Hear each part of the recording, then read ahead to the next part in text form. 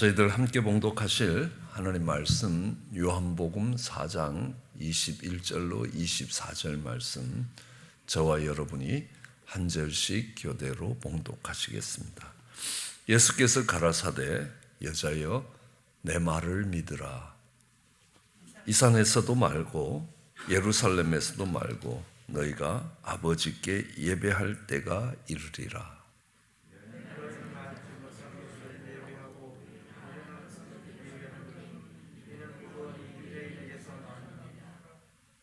아버지께서 참으로 예배하는 자들은 신령과 진정으로 예배할 때가 오나니 곧 이때라. 아버지께서는 이렇게 자기에게 예배하는 자들을 찾으시느니라.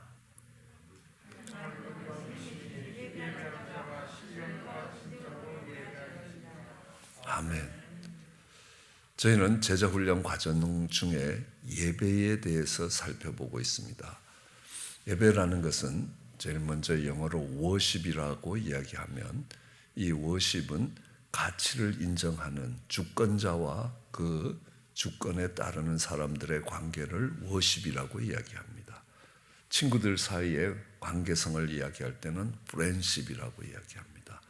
리더와 팔로워 사이의 관계를 설명할 때는 리더십이라고 이야기합니다. 그러므로 가장 가치 있는 주권자와 우리와의 관계를 워십이라고 이야기합니다. 가치의 문제입니다.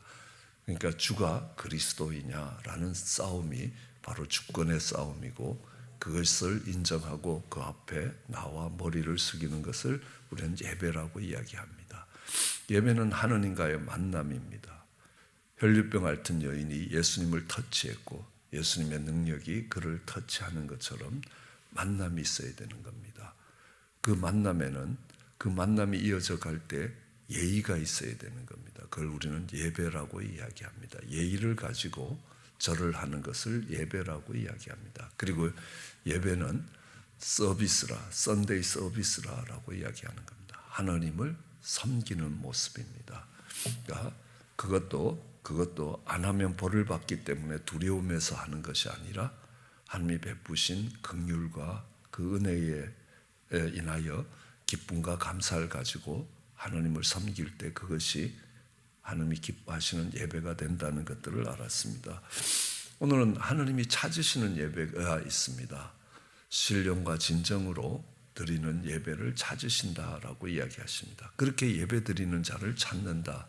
이 찾는다는 말은 다르게 표현하면요, 많지 않다는 이야기하고도 같습니다. 왜냐하면 언젠가 집을 이사할 때 우리 아내가 이런 집을 찾는다라고 이야기합니다. 애들이 학교 다닐 때 그 학교에서 5분 이내에 있는 집이라야 된다. 그리고 지금 다니던 아이들이 학교를 계속 다닐 수 있는 그런 영역에서 찾아야 되고, 시끄럽지 않고 또 이상하게 안방에 세면대가 2개 있어야 된다. 그래야 아침에 새벽 예배 올 때 시간이 한 5분 정도는 줄어드는 걸로 알고 있습니다. 그리고 욕실에 꼭 창문이 있었으면 좋겠다. 왜냐하면 아니면 습기가 차서 곰팡이가 생기기 때문에 그렇다. 집이 남향이라야 따뜻하겠다. 임대료가 지금 우리가 내는 임대료에서 감당할 수 있는 10% 이내로 오르는 것은 감당하는데 그렇게 하겠다. 그래서 저는요, 저희 아내가 이사를 안 갈 생각인 줄 알았습니다. 그렇게 찾는데 그 조건에 맞는 집이 이 동네에서 딱 한 개 나오더라는 겁니다. 다른 집 렌트가 2,500불 정도 할 때 2,000불 되는 가운데서 이 조건들이 다 한 개도 땅에 떨어지지 않고 딱 맞더라는 것. 그 대신에 스프링쿨러가 설치되지 않아서 잔디에 물 주는 건 저희 몫입니다. 그걸 조건으로 안 걸어서 그렇긴 하지만 하나님이 찾는 이런 조건을 갖춘 집을 찾는 것도 쉽지 않았습니다. 그러니까 하나님이 예배드리는 자를, 신령과 진정으로 예배드리는 자를 찾으신다라고 말씀하고 계십니다. 그러니까 찾아야 되는지 그냥 흔한 게 아니라는 겁니다. 많은 사람이 그렇게 예배드리지 않는다는 걸 이야기하고 있습니다. 우리는 예배 드리는 자를 찾으신다는 걸 알 수 있습니다. 이미 배웠지만, 그러니까 예의를 갖추는 겁니다. 시간과 장소를 구별하고 또 복장도 단정히 하고 여러 가지 내가 대통령을 만날 때도 갖추는 예의가 있습니다. 그런 예의를 갖추는 것을 이야기합니다. 그 다음에 오늘 본문에 보면 예배를 드리는데 아버지께 예배 드리는 자를 찾으신다는 겁니다. 예배의 대상의 문제입니다. 이게 예루살렘에서 드리는 예배인가 아니면 그들이 사마리아 사람들이 드리는 베델에 금송아지가 세워진 베델에서 예배 드리는가, 어느 곳에 예배를 드리느냐는 것이 중요한 것보다, 그러니까 아버지께 예배 드리는데 그것도 신령과 진정으로 예배 드리는 자를 찾는다. 그러니까 아버지께 예배 드린다. 우리가 쉽게 이해할 수 있습니다. 이미 살펴본 가운데도 가치의 문제가 있을 때 내가 아버지에게 아버지를 잘 섬기는 이유가 내 아버지고 내 존재의 근거고 하나님의 말씀이기 때문에 아버지를 잘 섬기느냐, 아니면 아버지가 가지고 있는 돈을 얻기 위해서 잘 섬기느냐, 다른 겁니다. 그렇죠? 그러니까 하나님께 나오는데 내가 정말 하나님께 예배를 드리느냐, 하나님이 내게 주실 수 있는 것들이 내게 소중한 것이 되느냐라는 것들의 싸움이라고 이야기합니다. 그래서 예수님이 이야기합니다. 네가 머리 한 번만 숙이면 천하 만국에 영광과 권세를 주겠다라고 이야기할 때 나는 아버지 이외에는 머리 숙이는 법이 없다라고 이야기합니다. 그걸 예배라고 이야기합니다. 가치의 문제이기도 하고요. 이 예배의 대상이 어디로 가느냐, 하나님이 해주시길 위해서. 언젠가 이런 이야기를 하는 걸 들었습니다. 무당하고 정말 자녀를 갖지 못하시는 어느 자매님이 교회를 출석했습니다. 무당은 한참 구슬하다 보니까 힘센 귀신이 나오는데 예수 귀신이더라. 그러면서 내가 정말 다 내려놓고 그냥 가장 영적으로 주권자가 되시는 예수님을 섬기겠다. 그리고 예배에 왔는데 조용하면, 설교하면 졸고 또 찬양하면 신나서 춤을 추면서 찬양하고, 또 다른 한 자매님은 아기가 없어서 교회에 와서 정말 하느님이 한나에게 아기를 주시듯이 주실 수 있겠다 해서 기도합니다. 모든 예배에 나오고 정말 모든 모습을 다 갖춥니다. 그런데 이 자매에 있어서의 이 예배는 아이를 얻는 수단입니다. 하나님이 그거를 내게 예배했다라고 이야기하지 않으신다라는 걸 이야기합니다. 오히려 정말 내가 몰라도 영이신 하나님을 만나고 그 하나님을 섬기겠다고 나온 그것이 오히려 더 참된 예배에 가깝다라는 것들을 오늘 이 본문에서 이야기하고 있는 것입니다. 너희가 이 예배를 드리되 신령과 진정으로 드려야 된다. 그래서 신령과 진정으로, 그러니까 우리가 영어로 하면 in spirit, in truth, 그러니까 이 영으로 그리고 진리로. 왜? 하느님이 영이시기 때문에 우리가 예배를 드릴 때, 그러니까 영적인 하느님의 임재 앞에 있어야 되고 영적인 눈이 떠져서 그 하느님을 만나야 되는 것이라. 그러니까 이 눈에 보이는 것이 아니라는 겁니다. 사람들은 착각할 때가 참 많습니다. 왜냐하면 눈에 보이는 걸 추구해 갈 때가 많이 있습니다. 눈에 보이는 모습을, 너희는 외모를 보지만 나는 마음의 중심을 본다라고 하시는 겁니다. 마음의 중심은 보이지 않습니다. 거기에 영이 있다는 사실입니다. 너희 마음에 하나님이 성령을 두고 계시는 겁니다. 여기서 우리가 영으로 예배를 드린다.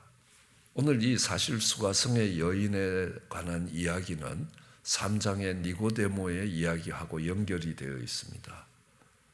니고데모에게 이야기합니다. 네가 물과 성령으로 거듭나지 아니하면 결단코 천국에 들어갈 수 없다라고 이야기할 때 어떻게 거듭나느냐라고 이야기합니다. 너는 이스라엘의 선생된 자가 그걸 나한테 묻느냐라고 하시면서 바람이 부는데 바람이 보이지 않지만 어디서 부는지 바람이 불고 있다는 걸 아는 것처럼 성령으로 거듭난 자도 그렇다는 겁니다. 우리가 눈으로 볼 수 있는 것이 아니라, 그렇지만 네가 확실하게 알고 있다. 우리가 바람이 불 때 바람이 눈에 보이지 않지만 바람의 존재를 알 수 있는 것처럼 영으로 거듭난 자도 그렇다라고 말씀하십니다. 가장 이스라엘의 높은 교육을 받았고 가장 학식이 있고 가장 경건해 보이는 이 니고데모하고 이스라엘에서 가장 천하고 가장 비참하고 가장 어렵고 손가락질 받는 삶을 사는 이 수가성의 여인을 통해서 말씀하시는 겁니다. 거듭나는 게 어떤 것인가라는 것, 네가 영적인 사람이 된다는 것이 어떤 것인가라는 것들을 이야기합니다. 그것이 그 끝에 예배의 문제로 모아지고 있다라는 것을 합니다. 영이신 하나님 앞에 서는 것, 그것이 거듭난 사람의 모습이라. 그리고 그는 정말 내가 메시아를 만났다, 하나님을 만난 거 아닙니까? 우리는 예배라는 건 하나님과의 만남이라. 이 여인이 가서 전합니다. 내가 하나님을 만났다라고 이야기합니다. 내가 메시아를 만났다라고 이야기합니다. 그는 영으로 예배드리는 자라. 예수 그리스도를 이렇게 우리가 보이는 눈으로 보면 그냥 나사렛에서 온 젊은 청년입니다. 30 초반대의 젊은 청년입니다. 별로 볼품이 없는 젊은 청년입니다. 근데 그를 하나님의 아들로 볼 수 있는 눈은 영적인 눈이 열려야 그것이 가능합니다. 그래서 영으로 예배드린 겁니다. 눈에 보이는 30 초반의 이 나사렛 청년이 아니었습니다. 메시아였습니다. 그런 메시아로 볼 수 있을 때 그의 영의 눈이 떠진 거라. 그리고 그가 이야기합니다. 내가 메시아를 만났다. 전도자가 되는 거 아닙니까? 내가 예배를 드리는 자 중에서 내가 찾고 있는 자가 있다. 바로 이 수가성의 여인 같은 사람이다. 니고데모가 아니라는 겁니다. 많은 성경적인 지식도 있습니다. 경건한 삶도 있습니다. 그리고 정말 이스라엘의 소망을 기다리고 있기도 합니다. 그런데 아니라는 겁니다. 진정으로 신령으로 드리는 예배가 어떤 것인가라는 걸 이 수가성의 여인을 통해서 보여주고 있습니다. 우리는 진리입니다. 진리의 말씀 위에서, 하나님의 그 약속의 말씀 위에서 예배를 드립니다. 그런데 성경은 이렇게 합니다. 요한복음 14장 6절에 보면요, 내가 곧 길이요 진리요 생명이라고 이야기합니다. 주님이 가르치는 말씀이 참된 이치라는 게 아니라 주님이 진리라는 겁니다. 그래서 그 진리 안에서 예배를 드리는 것을 하나님이 찾고 계신다는 겁니다.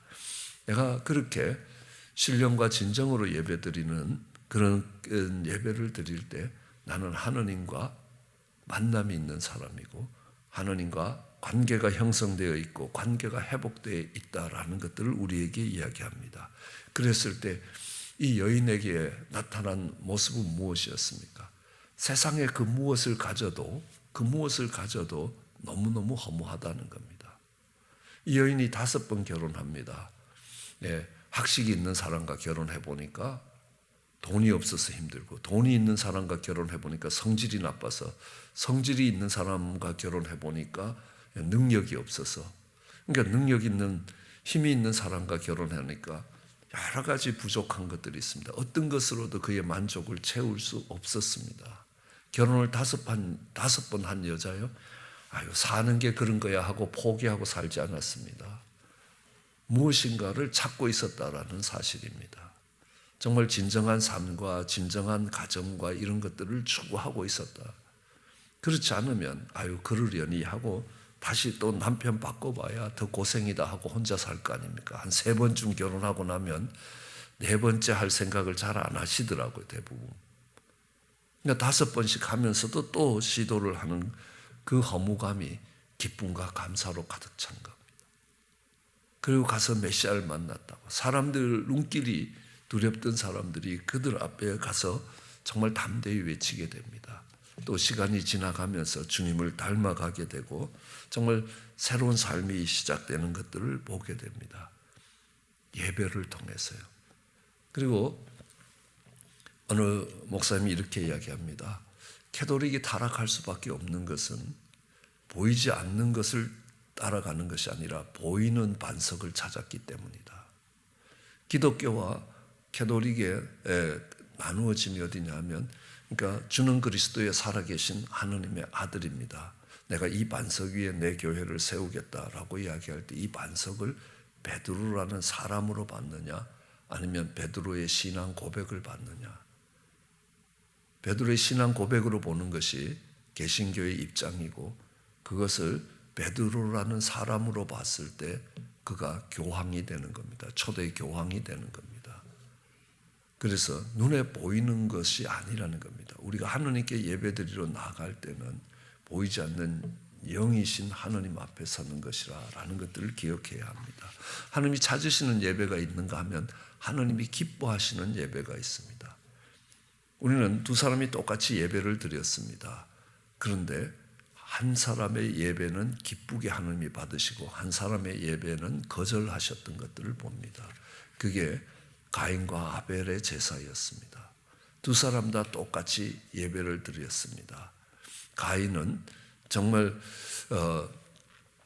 곡식을 가지고 하느님 앞에 나아갔습니다. 그래서 아벨도 양의 첫 새끼와 그 기름을 가지고 하느님 앞에 예배드리러 나아갔던 것입니다. 그런데 성경은 이야기합니다. 아벨과 아벨의 제물은 기쁘게 받으셨다. 한자어로 열납이라고 이야기합니다. 그리고 가인과 가인의 그 제물은 받지 않으셨다. 제물이 잘못됐다라고 하면 그 제물, 그 예배만 받지 않는 것이 아니라 그의 인격과 그의 삶 전체가 거절되는 것들을 봅니다. 그의 인격과 그의 삶 전체가 받아들여지는 것들을 볼 수 있습니다. 가인과 가인의 예물이고 아벨과 아벨의 예물이라는 겁니다.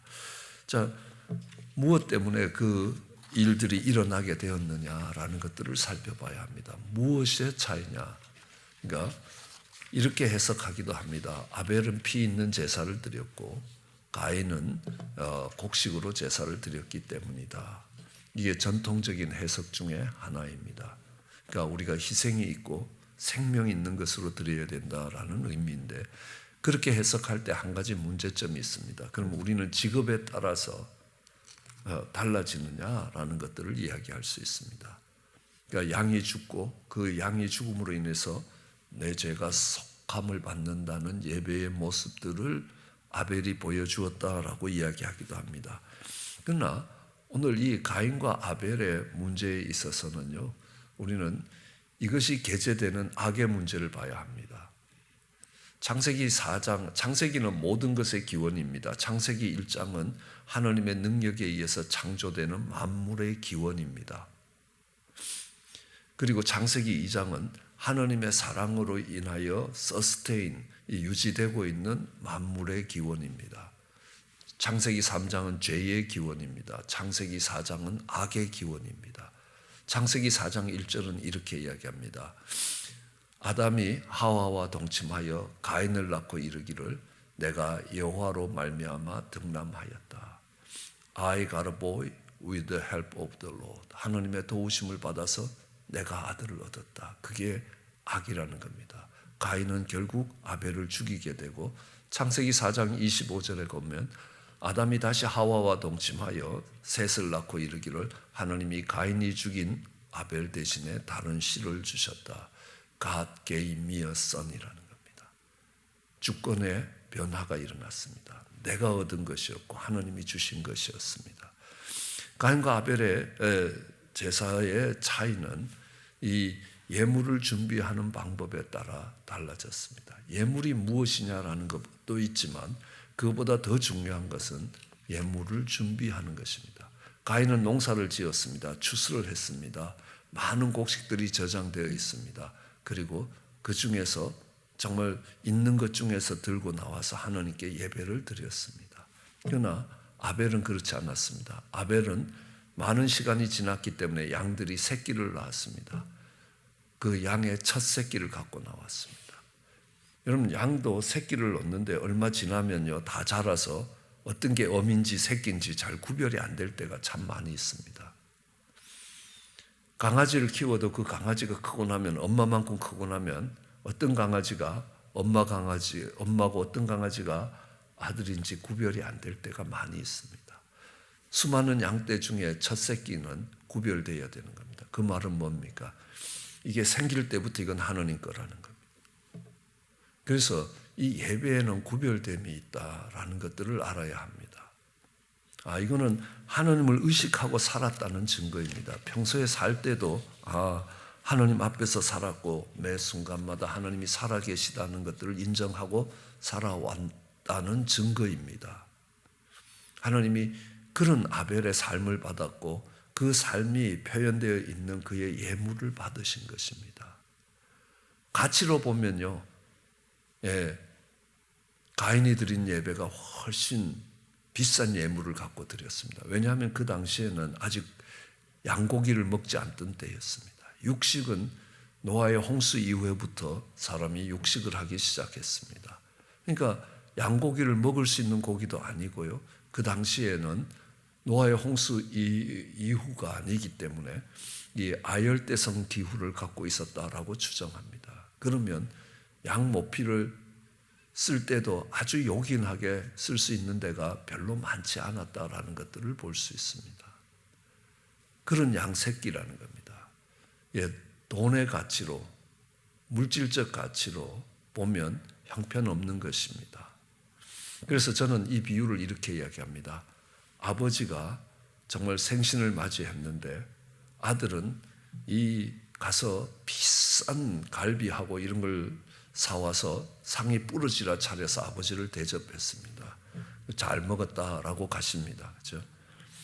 근데 아들 집에 갔더니만 아들이 콩나물국을 끓여놨습니다. 근데 아버지가 평소에 좋아하신다고 해서 집에서 콩나물을 길러서 국을 끓였습니다. 야, 네 엄마가 끓여주는 것 같이 맛있구나 하고 잘 먹었습니다. 그놈 내 생일에 정말 콩나물을 키워서 집에서 콩나물국을 끓여준다는 겁니다. 가서 콩나물국 사면요, 별로 안 비싼 겁니다. 가치로 따지면요, 별로 비싼 값이 나가는 게 아니지 않습니까? 오히려 갈비와 산의 진미가 놓여있는 상들이 더 비싼 음식들입니다. 아마 아버지도 이래 생각할 겁니다. 야, 이거 사 먹는 건 나도 돈 있으니까 아무 때나 사 먹을 수 있다. 그럴지도 모릅니다. 그러나 아버지가 그 콩나물국 하나를 귀하게 받으신 이유가 뭡니까? 준비됐습니다. 예비한 겁니다. 이런 콩나물은 자라는 속도가 있기 때문에 어제 준비해갖고 안 됩니다. 아버님 생신에 맞춰서 국을 끓일 수 있도록 하려면 그 전부터 싹을 틔워야 되고 계속 물을 주면서 키워야 됩니다. 그 정성과 마음이 감사했던 겁니다. 가치의 문제가 아니었습니다. 얼마나 많은 가치, 얼마나 큰 물질, 큰 돈이냐는 게 아닙니다. 거기에 구별됨이 있어야 합니다. 그래서 준비된 예물이라는 겁니다. 내가 이 돈을 하나님께 드리면 이거는 헌금을 한 거고 이 돈을 내가 쓰면 나한테 쓰인 거냐? 하나님 그렇게 하시지 않습니다. 가이사의 것은 가이사에게 주고 하나님의 것은 하나님께 드리라는 겁니다. 이게 생길 때 하나님과 가이사의 것이 구별되지 않으면 있는 것 중에서 내가 하나님께 드리면 하나님께 되고 내가 쓰면 내게 되느냐? 아니라는 겁니다. 그것에 구별이 있어야 되는 겁니다. 양이 첫 새끼를 낳을 때 이거는 하나님의 것입니다 라고 구별합니다. 그래서 정말 그가 구별할 때 이렇게 이야기합니다. 믿음으로 아벨은 가인보다 더 나은 제사를 드렸다.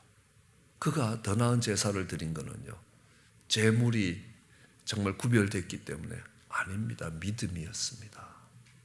하나님이 살아계신다는 믿음의 눈으로 영이신 하나님을 바라보면서 사는 삶이었기 때문에 그 제물을 구별할 수 있었습니다.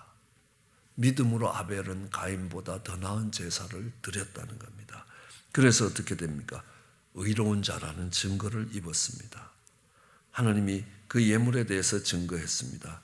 저가 죽었으나 믿음으로 오히려 말한다라고 이야기합니다. 언젠가 이야기했습니다. 이 아벨 같은 삶, 다르게 보면요, 예수님도 이 땅에서 아벨같이 사셨다는 겁니다. 그런데 의로운 자라는 증거를 받게 됩니다. 그 예수님의 삶을 의롭다 하는 것처럼 아벨을 그 반열에 놓으시겠다라고 말씀하십니다. 그리고 하나님이 찾으시는 예배가 있었습니다. 하나님이 또 싫어했던 예배가 있습니다. 광야에서 이스라엘 백성들이 만들었던 금송아지고 베델에서 만들었던 금송아지입니다. 그들은 금송아지를 만들어 놓고 우리가 하나님을 떠났고 우상을 숭배한다고 생각하지 않았습니다. 오늘은 하나님의 절일이니까 우리가 하나님 앞에서 정말 예배드리고 먹고 기뻐하자 이렇게 하면서 금송아지를 만들었습니다. 이해가 잘 안 되는 겁니다. 이 금송아지는 뭐냐? 눈에 보이는 겁니다. 눈에 보이는 것입니다.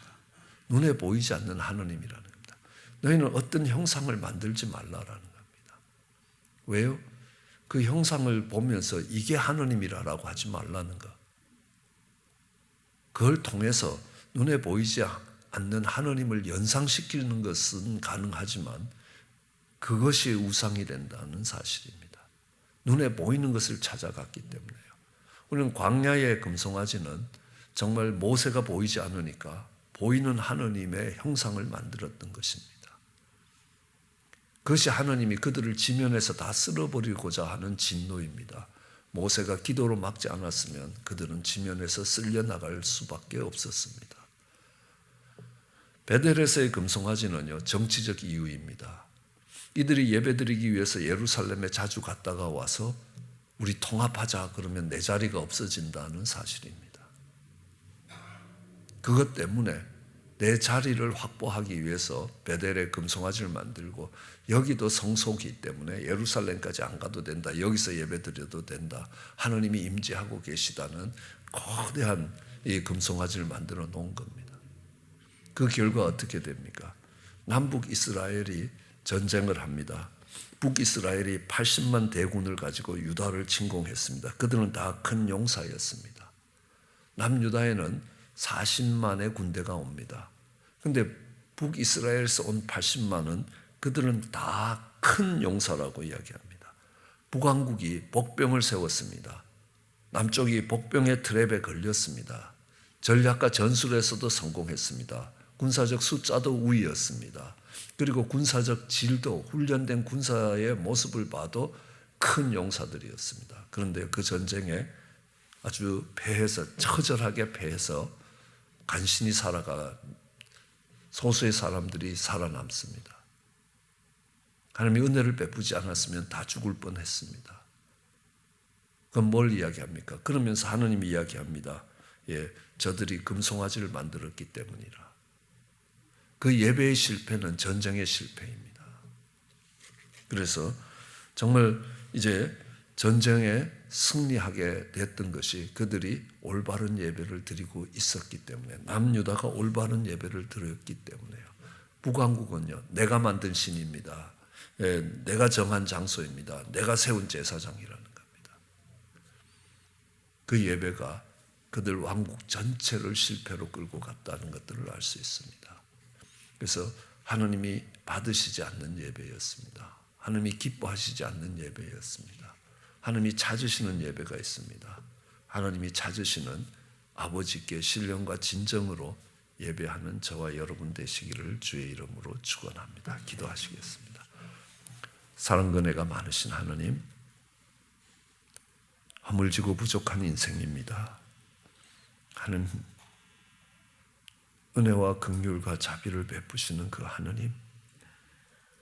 하나님 앞에 서기를 원합니다. 하나님이 베풀어 주신 그 자비와 긍휼과 은혜 가운데서 기뻐하고 감사하게 하여 주시옵소서. 오늘 이 자리까지 오게 한 것이 하나님의 은혜였습니다. 하나님, 매일매일 그 하나님의 임재 앞에 설 수 있는 인생이 되게 은총을 베푸시기 간절히 소원합니다. 감사합니다. 예수님 이름으로 기도드렸습니다.